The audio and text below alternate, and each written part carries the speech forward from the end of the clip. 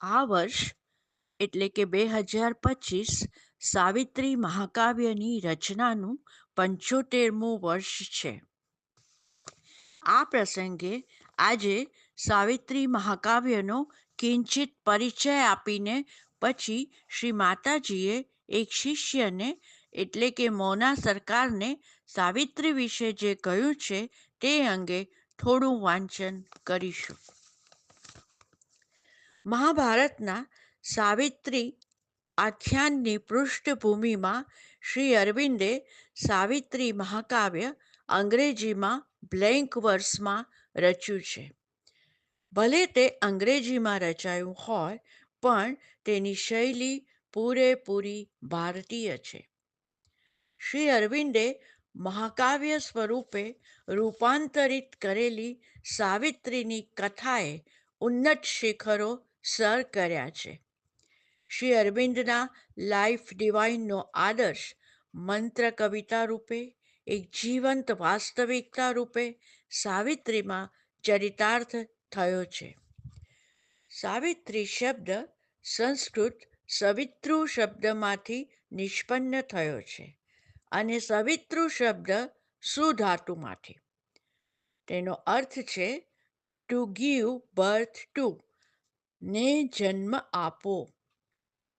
સવિતૃ દિવ્ય સર્જક કે જે તેનામાંથી જન્મ આપે છે અથવા આખા વિશ્વને અસ્તિત્વને સર્જનને લઈ આવે છે.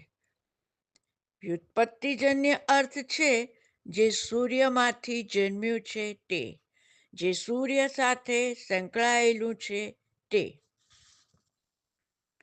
શ્રી મંગેશ નાડકર્ણી કહે છે તેમ શ્રી અરવિંદના નાયગ્રા ધોધતુલ્ય સર્જનોમાં આર્યમાં પ્રકાશિત 6 મહાન ગ્રંથો અને અન્ય પત્ર વગેરે સાહિત્ય છે. પછી સાવિત્રી રચવાની શી જરૂર પડી? વળી પોતે સમર્થ કવિ હોવા છતાં સાવિત્રીની રચનામાં લગભગ અડધી સદી જેટલો સમય વીતી ગયો હતો. શ્રી નાડકર્ણીજી સ્વયં આનો પ્રત્યુત્તર આપતા કહે છે કે સાવિત્રી તો શ્રી અરવિંદની સાક્ષાત કૃપા છે. જેમ શ્રી કૃષ્ણે અર્જુન જેવા માટે ભગવદ્ ગીતા રચી પણ સમર્પિત એવા ગોપી આત્માઓ માટે તેમણે વંશી બજાવી, એમ જ શ્રી અરવિંદે અપાર કરુણા કરીને ગોપી સરખા આત્માઓ માટે સાવિત્રી રૂપી વંશીનું સંગીત વહેતું મૂક્યું છે. હવે આપણે શ્રી માતાજી અને શિષ્ય મોના સરકારના સંવાદનો કેટલોક અંશ જોઈએ. આમ પણ શ્રી માતાજી સિવાય સાવિત્રીને વધુ સારી રીતે કોણ સમજાવી શકે? સંવાદ: તું સાવિત્રી વાંચે છે? હા માતાજી. તે આખું કાવ્ય વાંચ્યું છે? હા માતાજી, મેં 2 વખત વાંચ્યું છે.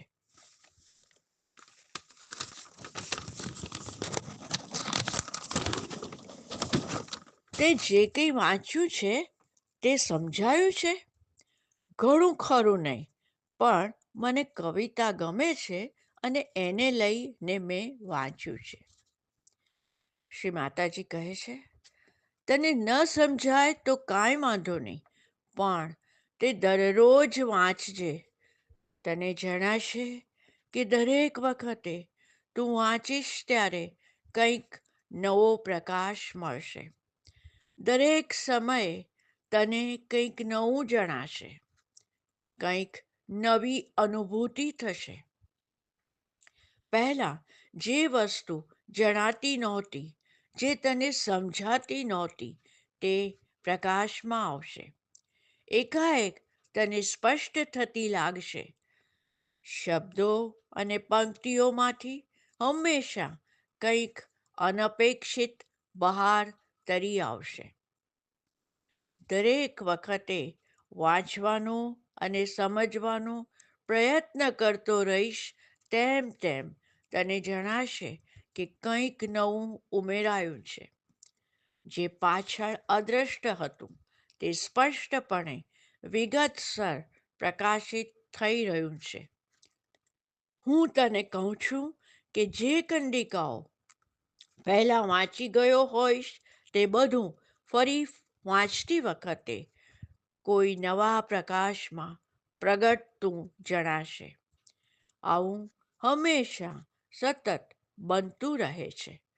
દર વખતે તારા અનુભવને કંઈક સમૃદ્ધ કરી રહ્યું હોય એમ જણાશે. પ્રત્યેક પગલે નવો પ્રકાશ લાદશે. સાવિત્રી મહાકાવ્ય તારા મગજને ખાલી કરીને, કોરું કરીને, શૂન્ય કરીને વાંચવાનું છે. ત્યાં અન્ય કોઈ વિચાર હોવો ન જોઈએ. તારે ઘણા એકાગ્ર થવાનું છે. ખાલી, શાંત અને ખુલ્લા રહેવાનું છે. અને પછી ગ્રંથમાં શ્વેત પાના પર શબ્દો, લયો, આંદોલનો સીધા ઓતપ્રોત થઈ જશે. ગ્રંથના માળખા પર તેમની છાપ પડી જશે. તારા પ્રયત્ન વગર બધું ખુલતું જશે.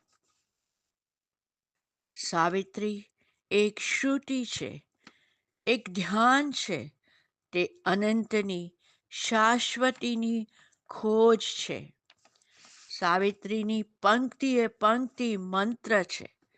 માનવે જ્ઞાનને માર્ગે જે કાંઈ પોતાનું કરી લીધું છે તે સર્વના કરતાં ચડી જાય એવું છે.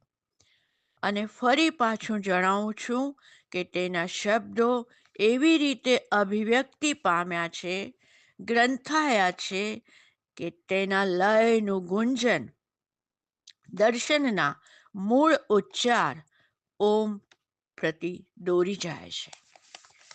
શ્રી અરવિંદ એમાં સત્ય શોધવાની, ચેતનાને ખુલ્લી કરવાની ચાવી આપે છે. જેને લઈને ત્યાં પ્રકાશ પ્રવેશે અને તેનું રૂપાંતર કરી શકે.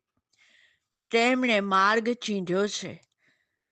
મનુષ્ય કેવી રીતે અજ્ઞાનમાંથી પોતાને મુક્ત કરી શકે અને અતિમનસ ચેતના લગી બરાબર આરોહણ કરી શકે. કેવી રીતે પ્રત્યેક ભૂમિકા પર પહોંચી શકાય. ચેતનાના પ્રત્યેક સ્તર પર કેવી રીતે જઈ શકાય. કેવી રીતે મૃત્યુની બાધાને ઓળંગી જવાય, અમરતાને પહોંચી શકાય, એ બધું એમાં જણાવ્યું છે. હું તને કહું છું કે જો તું અભિપ્સા સાથે ખરેખર એકાગ્ર થઈ શકે તો તારામાં જ્યોતિ પ્રકટશે અને એ પ્રકાશ ચૈત્ય જ્યોતિનો હશે. થોડા સમયમાં જ એ પ્રકાશ તારું શુદ્ધિકરણ કરશે. કદાચ થોડાક દિવસોમાં સામાન્યપણે તું જે કંઈ ન કરી શકે તે સાવિત્રીને લઈને તું કરી શકશે. સાવિત્રીની મદદથી વ્યક્તિ યોગના સર્વોચ્ચ પગથિયે ચડી શકશે. સાવિત્રીનું ગૂઢ રહસ્ય પામી શકશે. આમ કરવામાં એને કોઈ ગુરુની જરૂર નહીં જણાય. તેને માટે એકલો સાવિત્રી ભોમિયો બનશે. તેને જે કંઈ જોઈતું હશે તે બધું તેમાં મળી આવશે. સાવિત્રી યોગ છે, તપસ્યા છે. તે સ્વયં પરિપૂર્ણ છે. તેનામાં એક અલૌકિક શક્તિ છે. તે એક સર્વાંગીણ સત્ય છે. શ્રી અરવિંદે જે સત્યને પાર્થિવ ભૂમિ ઉપર ઉતાર્યું છે તે સત્ય છે. વહાલા બાળક, સાવિત્રી જે રહસ્યનું નિરૂપણ કરવા માગે છે તે શોધવા પ્રયાસ કરવો જોઈએ. એમાં શ્રી અરવિંદના અવતારી સંદેશનો આવિર્ભાવ છે. તારી સમક્ષ આ પુસ્તક છે તે અઘરું છે અને એટલે તો તે પડકાર ઝીલવા જેવો છે. શ્રી માતાજી. આજનું વાંચન શ્રી અંબુભાઈ પુરાણીનું ચિંતન, સાવિત્રી ગુંજન. સાવિત્રી એ બ્રીફ ઇન્ટ્રોડક્શન અને પ્રભુ અર્પણ જાન્યુઆરી 2022માંથી સંકલિત કરવામાં આવ્યું હતું. અસ્તુ.